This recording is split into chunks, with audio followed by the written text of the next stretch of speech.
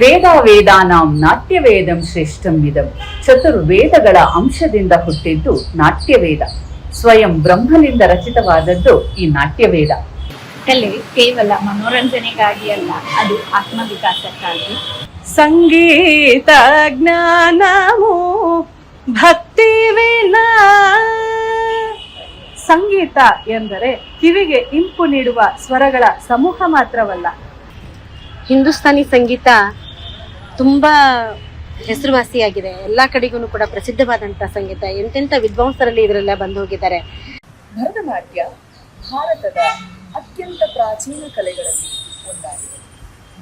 ನಾಟಕ ಮತ್ತು ರಂಗಭೂಮಿ ನಮ್ಮ ಜೀವನದ ಅವಿಭಾಜ್ಯ ಅಂಗವಾಗಿದೆ.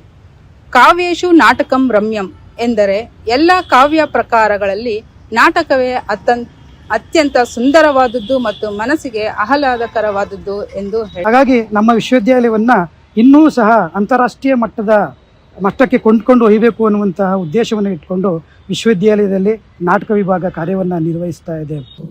ಸೊ 3 ವರ್ಷ ಬ್ಯಾಚುಲರ್ಸ್ ಮುಗಿಸಿದೆ.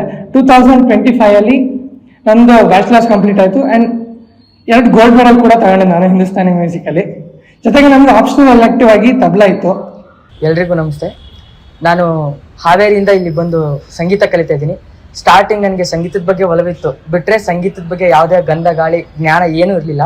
ಇಲ್ಲಿ ಬಂದಾದ್ಮೇಲೆ ಕರ್ನಾಟಕ ಸಂಗೀತ, ಹಿಂದೂಸ್ತಾನಿ ಶಾಸ್ತ್ರೀಯ ಸಂಗೀತ ಅಂತ 2 ವಿಭಾಗಗಳಿದೆ ಅಂತ ಗೊತ್ತಾಗಿದ್ದು. ಇಲ್ಲಿ ಬಂದಾದ್ಮೇಲೆ ನಾನು ಇವಾಗ ಹಿಂದೂಸ್ತಾನಿ ಸಂಗೀತ ಕಲಿತಾ ಇದ್ದೀನಿ. ಯುವ ಪೀಳಿಗೆ ಆದ ನಾವು ಇದನ್ನ ಉಳಿಸ್ಕೊಂಡು ಬೆಳೆಸ್ಕೊಂಡು ಹೋಗೋಣ.